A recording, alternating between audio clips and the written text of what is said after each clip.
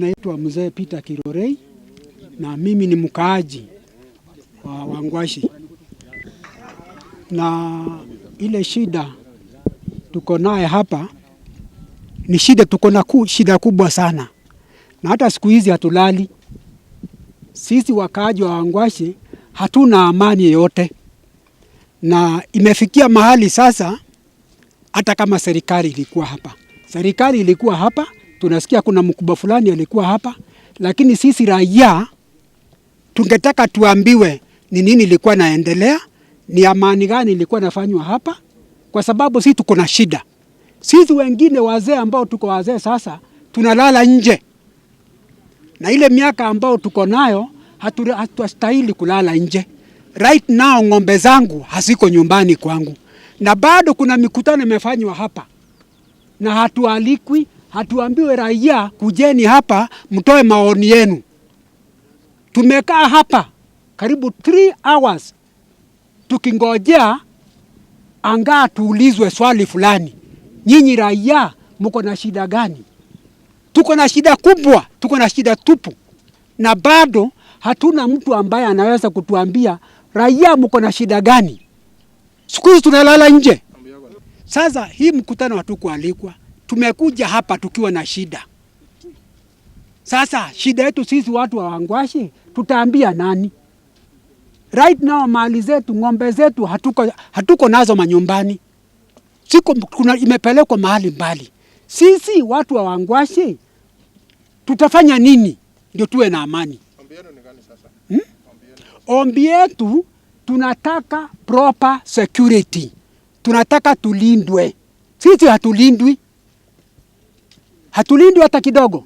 Na kama tungekuwa tunalindwa, sisi tungekuwa tunalala, sisi wazee ambao tuko na wazee sasa, tungekuwa tunalala manyumbani mwetu. Lakini sasa hatuko kwa manyumbani mwetu, tuko msituni tukijaribu kulinda mali yetu. Sisi tunalala nje. Sisi kungojea security yoyote. Hatuna haja. Sisi tumechoka. Na vile tunataka sasa, tunataka tufikirie vile tunaweza kujisaidia. Majina naitwa Lilian Chebet Mwangi, mkaaji wa uko upande ya Gedima, upande ya Social Ward. Hii area tukiangalia kweli usalama imekuwa ni shida kabisa. Na unajaribu kuona vile wafugaji wamekuwa wakitapakaa huku, wanatapakaa wakipita, wakikuja, mnajaribu ku raise issue kwa watu wenye wahusika, lakini hakuna action yenye tunapata kama wananchi.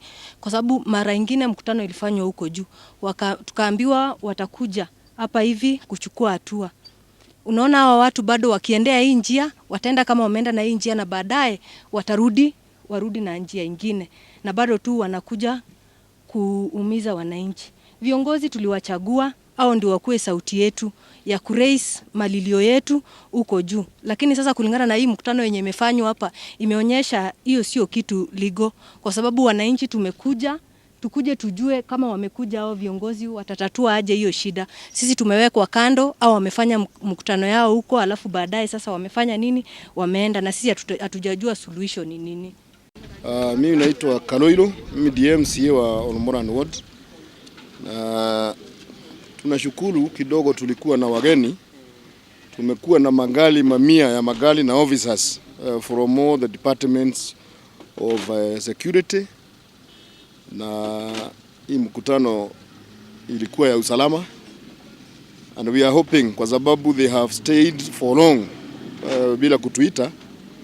Wameongea mazuri ya Wangwaci, mazuri ya Laikipia, because tulikuwa na representative wa ofisi ya president. Na kwa sababu usalama tunajua ni kitu imefishwa, na ile mkutano tumefanya kama viongozi wa county na hao wa usalama ambao walikuwa wametumwa kutoka Nairobi, tunategemea wataongea yetu, kwa sababu hatujui wameongea yapi pale, kwa sababu hii mkutano ilikuwa imekuja hapa Wangwaci, na tunajua mikutano ya wakubwa sana tunaendaga na huko. Sasa wananchi wetu hawajaongeleshwa, lakini tuko na imani ya kwamba yale ambao wameongea watayazingatia na itakuwa mwisho sasa wa maneno ya usalama katika Laikipia. Asante. The government is fully committed to ensure that the requirements of our security officers who are operating in this general area are provided fully, so that within a span of time that we are going to agree on, we will not hear of bandits roaming in LNC, bandits roaming in these other ranches freely. But in order for the security agencies to achieve that, we will also require that we also behave in a certain manner. The security agencies cannot operate in a vacuum. The county government has a very big role to play in the issues of security. It may not be their direct mandate, but the social dynamics in the area all point towards a direction whereby county government must be involved directly. Livestock management is devolved to county government, and county government must have policies that support, control, and ensure that there is proper utilization of land according to capacity. And when that capacity is outstripped by the number of animals that are within an area, the county government should be in a position to pronounce itself through its policies on the manner that it will handle that situation.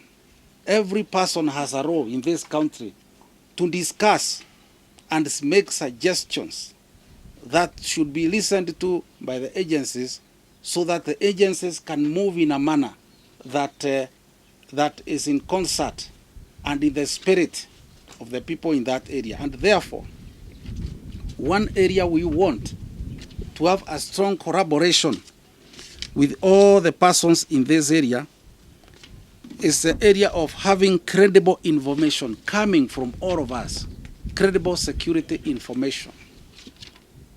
Ranchers must provide us with that information.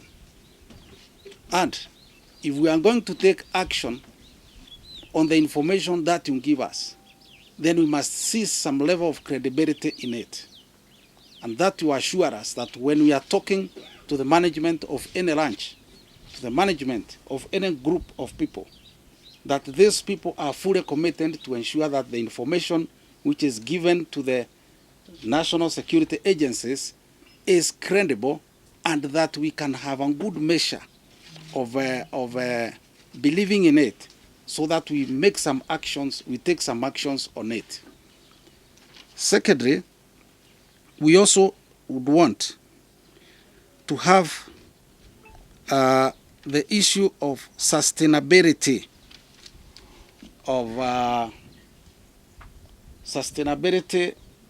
of grazing in any specific area handled through proper collaboration with the people.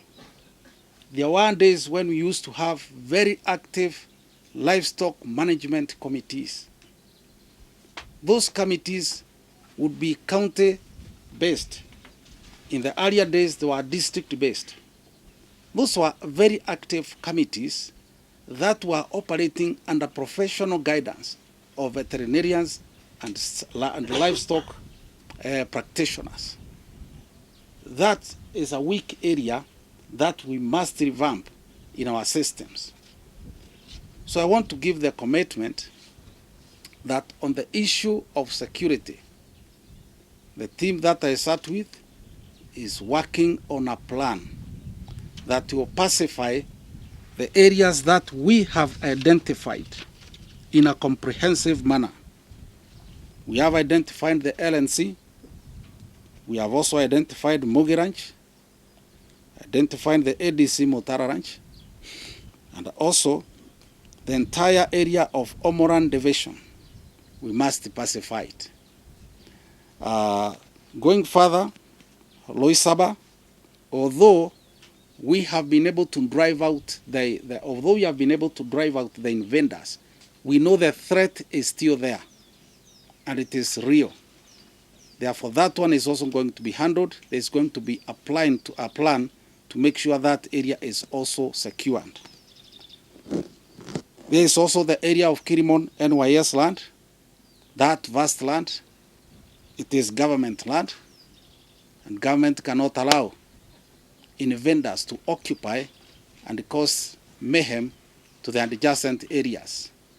Equally, in Kirimon Nature National Reserve, we also have a plan for it.